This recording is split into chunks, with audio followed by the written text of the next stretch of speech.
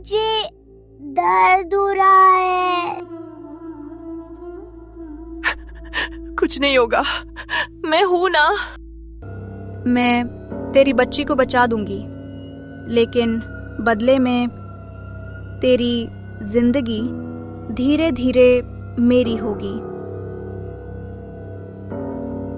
और उस पल रामलाल के सामने सबसे बड़ा फैसला था। गांव में उम्मीद लेकर पहुंचा।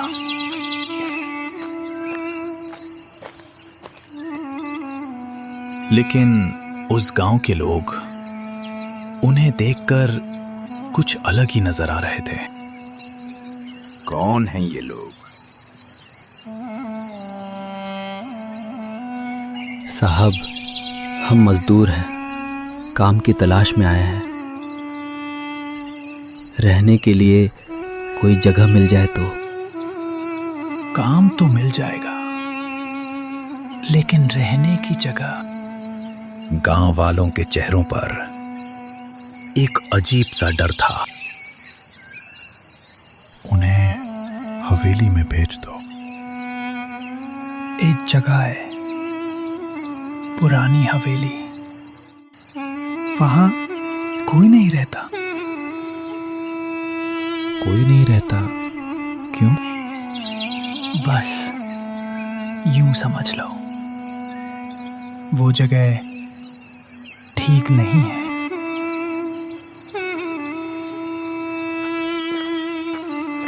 मजबूरी इंसान से क्या कुछ नहीं कराती। और उस दिन रामलाल ने वही रास्ता चुना जिससे लौटकर बहुत कम लोग आते हैं।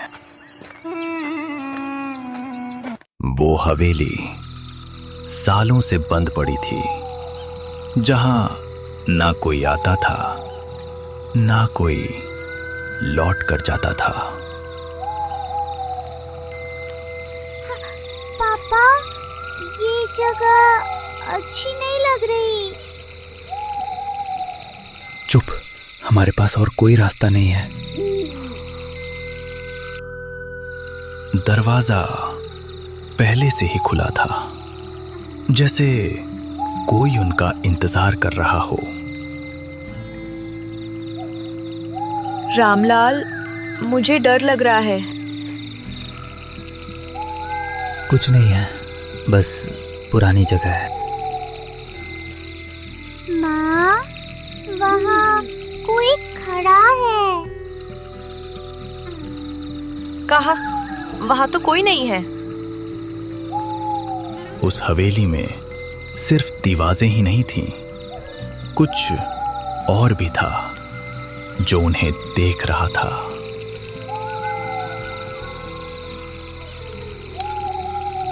उन्हें नहीं पता था कि उस रात वो अकेले नहीं सो रहे थे। रात धीरे धीरे गहराती गई और हवेली और भी खामोश हो गई। माँ, यहाँ कोई है? सो जा, कुछ नहीं है। लेकिन वो सच कह रही थी, क्योंकि वहां कोई था। ये कैसी आवाज थी? वो नहीं जानता था कि वो आवाज उसे बुला रही थी। जाओ, मैं इंतजार कर रही हूँ। दिन गुजरते गए और हर दिन रामलाल की मेहनत और बढ़ती गई।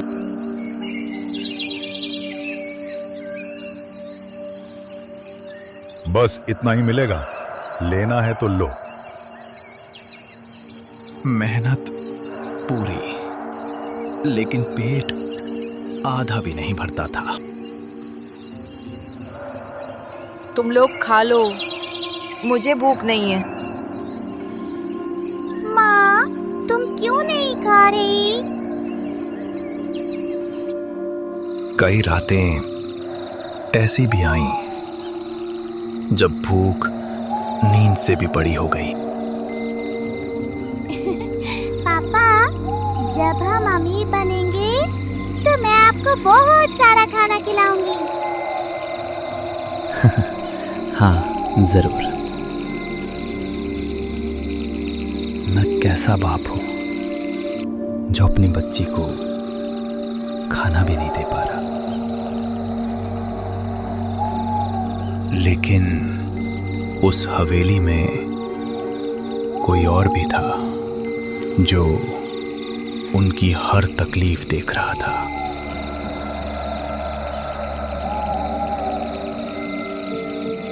कुछ दिन बीत गए और फिर एक दिन उस घर की खुशियां अचानक थम गईं। माँ, मुझे बहुत ठंड लग रही है। अभी ठीक हो जाएगी, मैं यही हूँ। रामलाल भागता हुआ गांव पहुंचा। उसे उम्मीद थी कोई तो मदद करेगा।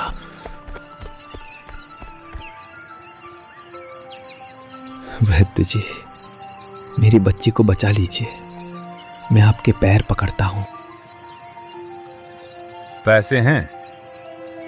पहले पैसे लाओ, फिर इलाज होगा।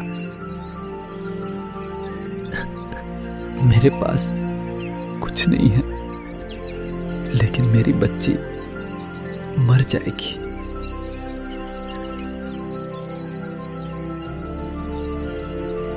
गरीबी इंसान से उसका सब कुछ छीन लेती है। और उस दिन रामलाल से उसकी उम्मीद भी।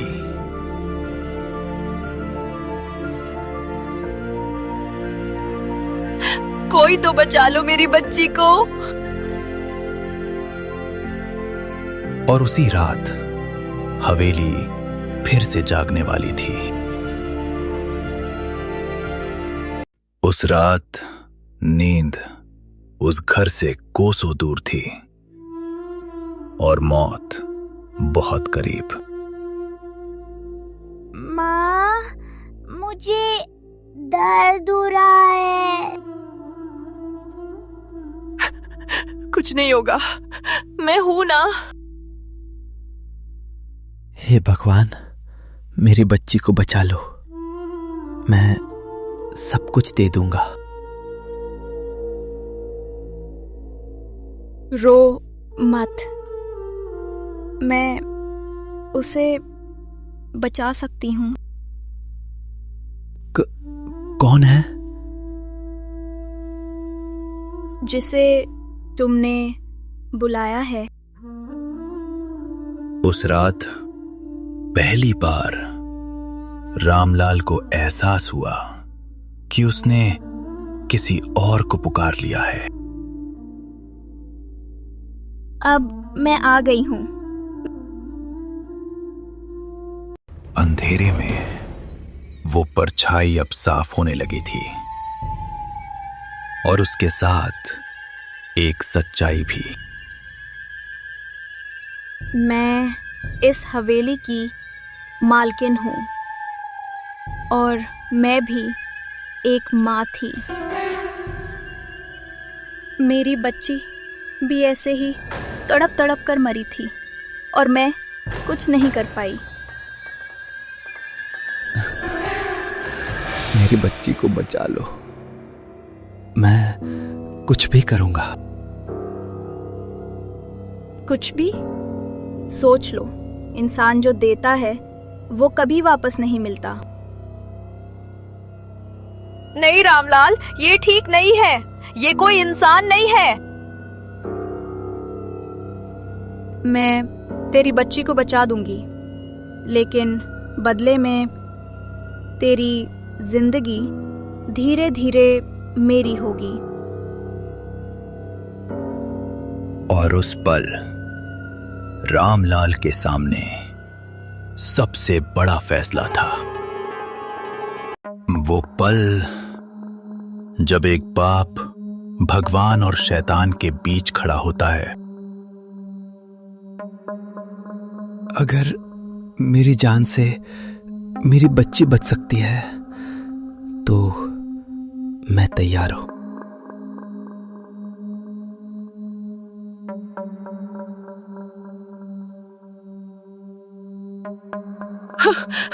नहीं, ये मत करो। हम और रास्ता ढूंढ लेंगे। कोई रास्ता नहीं है। तो तुमने चुन लिया अपनी बच्ची या खुद को?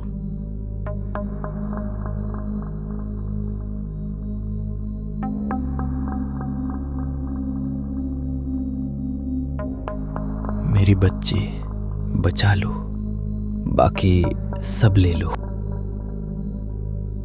याद रखना, आज से तेरी हर सांस मेरी होगी। और उसी पल एक सौदा हो गया जिसकी कीमत धीरे धीरे चुकानी थी।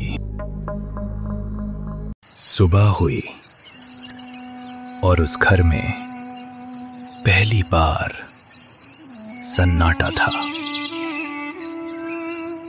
रामलाल, इसका बुखार चला गया। माँ, मुझे अच्छा लग रहा है। सच में? मेरी बच्ची, तू ठीक हो गई। जिस चमत्कार का इंतजार था वो हो चुका था, लेकिन हर चमत्कार कीमत मांगता है। अब वो मेरी है और तू भी। और उस दिन रामलाल ने अपनी सबसे बड़ी कीमत चुकानी शुरू कर दी। बच्ची ठीक हो गई थी, लेकिन कुछ और बदल गया था।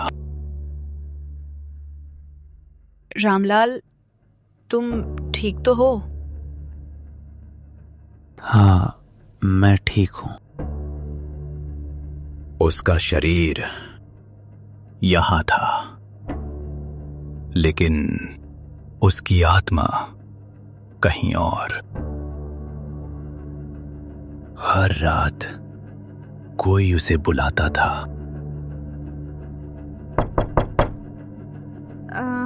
जाओ। और वो हर बार चला जाता था। तू अपना वादा निभा रहा है? हाँ, मैं तैयार हूं। ये क्या हो रहा है? अब ये सिर्फ एक सौदा नहीं था, ये धीरे धीरे कब्जा था।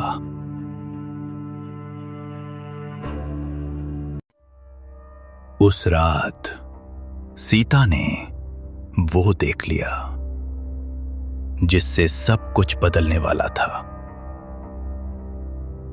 तू अपना वादा निभा रहा है? हाँ, मैं तैयार हूं। ये इंसान नहीं है। अब उसे समझ आ गया था कि वो सौदा सिर्फ जान का नहीं था। सालों पहले यही कहानी यहां पहले भी हो चुकी थी। उसने भी अपनी बच्ची को बचाने के लिए अपने पति की जान दे दी थी। तू सब जान गई। तू क्या चाहती है? जो मैंने झेला वही अब तुम झेलोगी। और अब ये सिर्फ डर नहीं था, ये एक दोहराया जाने वाला श्राप था। भैरवपुर की उस हवेली का राज सिर्फ डरावना नहीं, दर्दनाक भी था।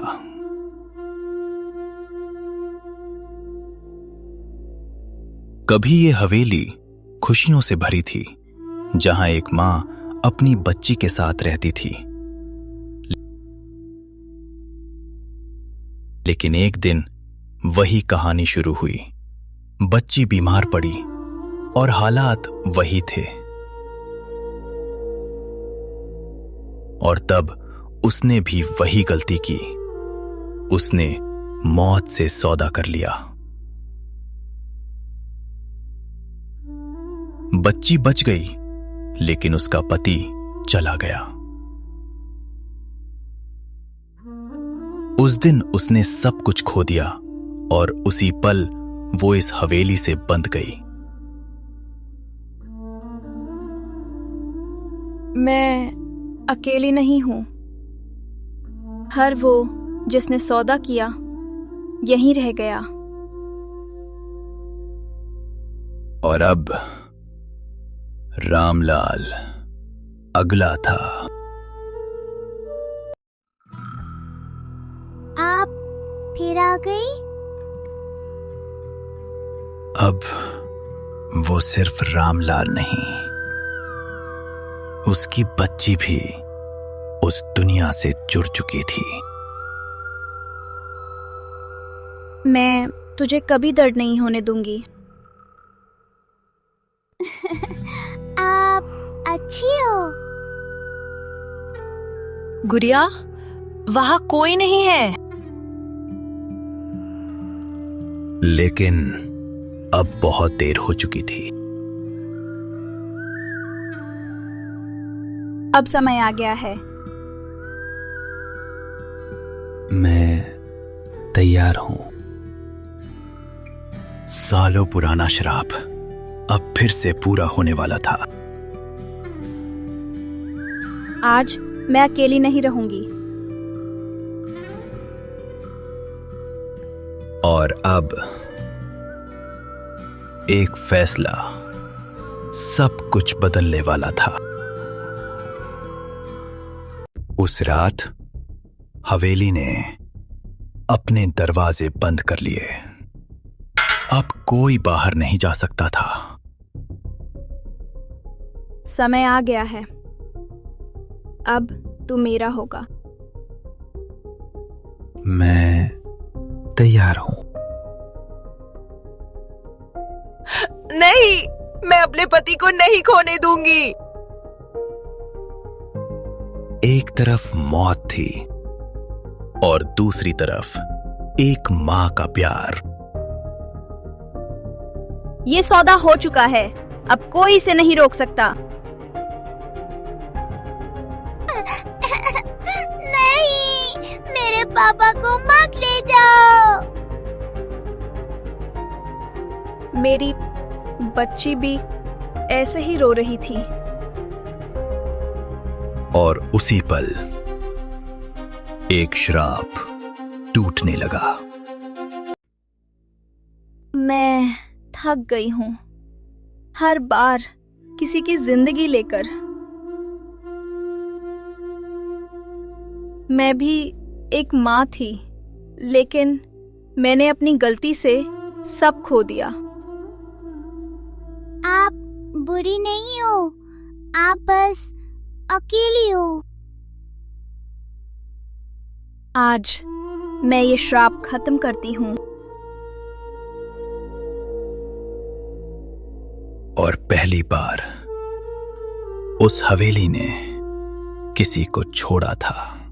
लेकिन कुछ कहानियां कभी पूरी तरह खत्म नहीं होती।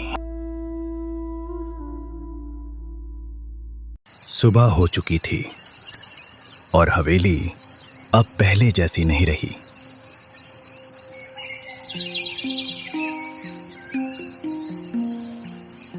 रामलाल ने अपनी सबसे बड़ी लड़ाई जीत ली थी और इस बार उसने कुछ खोया नहीं,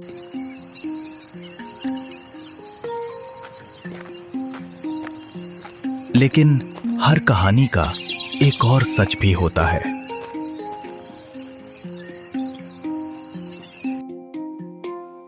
कहते हैं उस हवेली में आज भी एक मां अब भी इंतजार करती है।